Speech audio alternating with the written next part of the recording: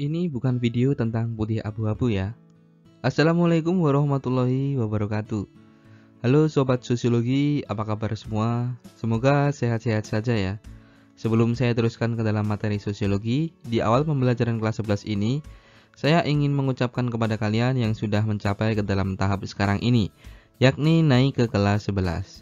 Semoga tambah semangat belajarnya, tambah serius sekolahnya, dan tambah semuanya yang baik-baik.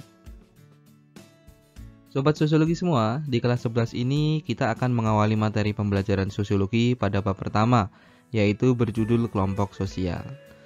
Hayo, setelah mendengar kata kelompok sosial, apa yang kalian pikirkan? Coba tuliskan di kolom komentar ya. Silahkan lihat gambar berikut ini untuk lebih jelasnya.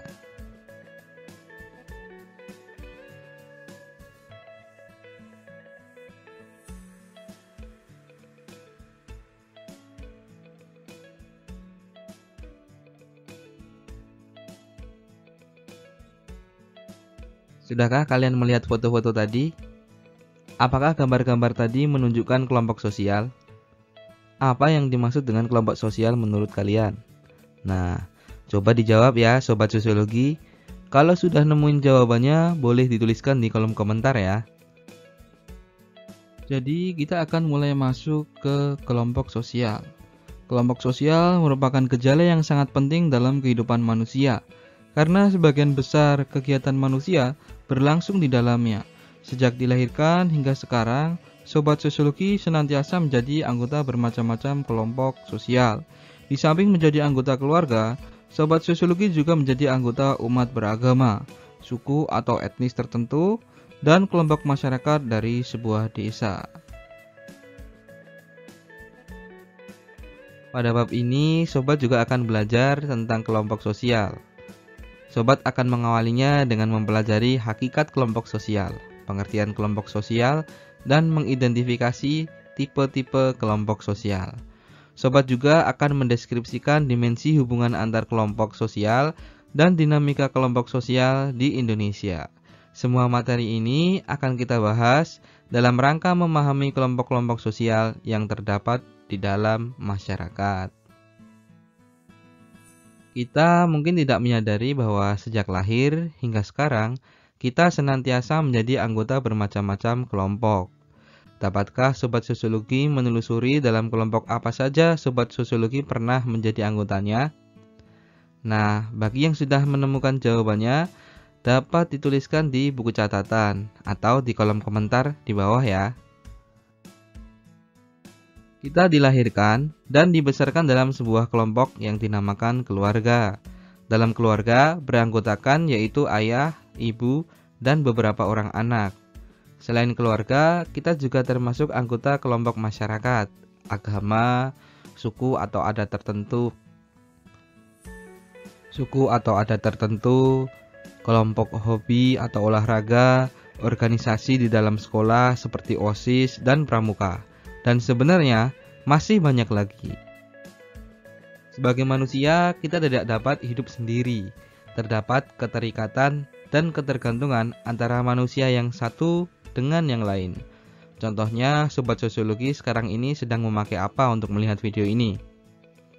Bisakah Sobat Sosiologi membuat alatnya sendiri? Atau sedang memakai pakaian, sepatu, dan topi sekarang ini? Nah, apakah Sobat bisa membuatnya? Butuh orang lain kan untuk bisa menggunakan alat dan pakaian tadi. Terlihat bahwa kelompok sosial merupakan suatu gejala yang sangat penting dalam kehidupan kita, karena sebagian besar kegiatan kita berlangsung di dalamnya. Apa dan bagaimana kelompok sosial itu akan kita bahas pada bagian ini. Berdasarkan refleksi dalam skin video sebelumnya, dapat kita simpulkan bahwa sejak dilahirkan, manusia sudah mempunyai dua hasrat atau kepentingan pokok bagi kehidupannya. Yang pertama yaitu secara naluri manusia pasti akan mencari orang lain untuk hidup berdampingan. Bahkan ini juga terjadi pada manusia purba pada masyarakat praaksara.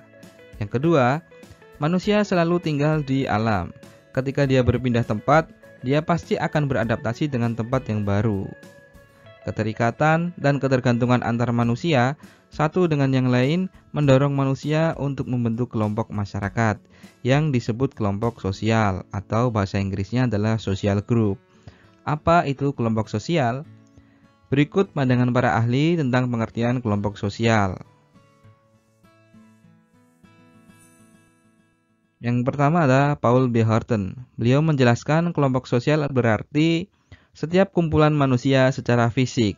Maksudnya di sini adalah sekumpulan manusia dalam waktu yang sama, di tempat yang sama, dan secara fisik ada bersama-sama terlihat kasat mata. Nah, itulah kelompok sosial yang dimaksud oleh Paul B. Horton. Selanjutnya adalah Roland L. Warren. Beliau menjelaskan kelompok sosial adalah suatu kelompok yang meliputi sejumlah manusia yang berinteraksi dan memiliki pola interaksi yang dapat dipahami oleh anggotanya secara keseluruhan. Di sini Roland N. Warren menjelaskan bahwa kelompok sosial itu merupakan sekumpulan manusia yang saling berinteraksi dan memiliki pola dalam berinteraksinya bisa berupa nilai dan norma yang ada dalam sebuah kelompok tersebut, serta hanya kelompok tersebut yang mengetahui apa yang dimaksud di dalam interaksinya. Biasanya dalam kelompok seperti ini memiliki kode-kode tertentu yang digunakan untuk berkomunikasi dan yang pasti yang mengerti kode-kodenya hanya kelompok tersebut.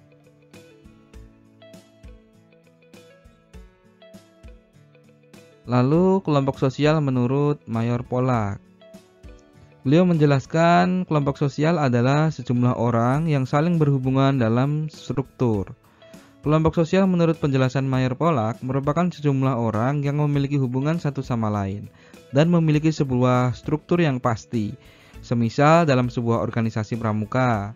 Dalam organisasi pramuka memiliki struktur ketua, sekretaris, bendahara, dan kepengurusan yang lain. Begitu juga dengan organisasi atau kelompok yang lain. Selanjutnya, kelompok sosial menurut Willa Huckey. Nama yang cukup keren ya.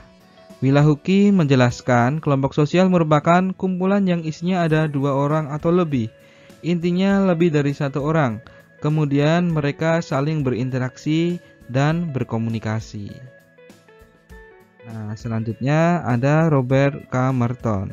Beliau menjelaskan kalau kelompok sosial itu kelompok yang berisikan sekumpulan orang, bisa 2 atau 3 bahkan lebih. Mereka berinteraksi dengan kegiatan yang tetap dalam kelompok tersebut sesuai dengan pola yang telah mapan, artinya yang sudah ada di dalam kelompok tersebut, bisa jadwal bertemu, kemudian bagaimana cara berkomunikasi, pakaian apa yang ia dikenakan. Nah, seperti itu. Mark Iver dan Charles H. Peake. Beliau menjelaskan hubungan antar manusia dalam himpunan itu bersifat saling mempengaruhi dan dengan kesadaran untuk saling menolong. Seperti dalam sebuah keluarga, dalam anggota keluarga memiliki hubungan yang erat dan saling memiliki. Jika ada yang satu mendapati masalah, anggota yang lain akan menolong dan membelanya. Selanjutnya kita akan beralih ke materi syarat dan ciri kelompok sosial. Syarat dan ciri kelompok sosial akan saya paparkan dengan menggunakan pernyataan dari 2 tokoh sosiologi. Yang pertama adalah Robert K. Merton dan yang kedua adalah Surjono Sukanto.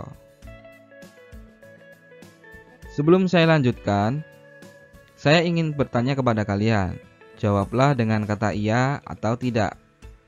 Apakah semua himpunan manusia dapat disebut kelompok sosial? Oke, selanjutnya kita akan masuk ke dalam materi syarat dan ciri kelompok sosial menurut Robert K. Merton. Beliau menyebutkan ada 3 kriteria suatu kelompok. Yang pertama, kelompok sosial harus memiliki pola interaksi. Yang kedua, pihak yang berinteraksi mendefinisikan dirinya sebagai anggota kelompok. Dan yang ketiga, pihak yang berinteraksi didefinisikan oleh orang lain sebagai anggota kelompok. Menurut Merton, kelompok berbeda dengan perkumpulan, sebab perkumpulan merupakan sejumlah orang yang mempunyai solidaritas berdasarkan nilai bersama, serta memiliki kewajiban moral untuk menjalankan peran yang diharapkan. Di dalam perkumpulan tidak ada unsur interaksi yang menjadi kriteria utama bagi kelompok. Kelompok juga berbeda dengan kategori sosial yang merupakan suatu himpunan peran yang mempunyai ciri sama seperti jenis kelamin atau usia. Di antara himpunan orang-orang yang berperan itu tidak ada interaksi. Nah, itu tadi menurut Robert Camerton. Selanjutnya kita akan ke Surjono Sukanto. Menurut Surjono Sukanto, himpunan manusia baru dapat dikatakan sebagai kelompok sosial apabila memiliki beberapa persyaratan. Yang pertama adalah adanya kesadaran sebagai bagian dari anggota kelompok yang bersangkutan. Jadi, setiap orang merasa bahwa dirinya merupakan bagian dari anggota kelompok tersebut.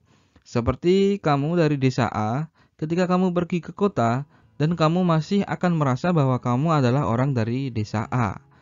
Kemudian yang kedua ada hubungan timbal balik antara anggota yang satu dengan anggota yang lain dalam kelompok tersebut. Dalam sebuah kelompok sudah dapat dipastikan setiap anggotanya akan memiliki timbal balik karena memiliki hubungan di antara mereka. Nah, selanjutnya ada suatu faktor pengikat yang dimiliki bersama oleh anggota-anggota kelompok sehingga hubungan di antara mereka bertambah erat. Faktor tadi dapat berupa kepentingan yang sama, tujuan yang sama, ideologi politik yang sama, dan lain-lain.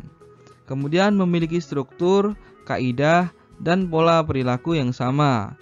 Yang dimaksudkan di sini adalah dalam kelompok sosial memiliki struktur sosial, bisa ketua, wakil, sekretaris, bendahara, dan kepengurusan yang lain. Kemudian memiliki aturan berupa nilai dan norma, serta memiliki pola yang sama. Bisa dalam berinteraksi seperti penggiat radio pasti memiliki kode-kode nama wilayah tertentu atau kegiatan yang sama seperti San Mori bagi komunitas motor gede. Kemudian bersistem dan berproses. Kelompok sosial cenderung tidak statis tetapi selalu berkembang atau dengan kata lain dinamis, mengalami perubahan baik dalam aktivitas maupun bentuk kelompok sosial tersebut. Nah, itu tadi adalah pembahasan dari pengertian, kemudian syarat dan ciri menurut para tokoh sosiologi. Agar saya lebih semangat dalam membuat konten pembelajaran sosiologi ini, Sobat Sosiologi boleh klik subscribe. Kalau menarik, boleh ditambahkan klik like. Pengen memberikan masukan, jangan lupa komen.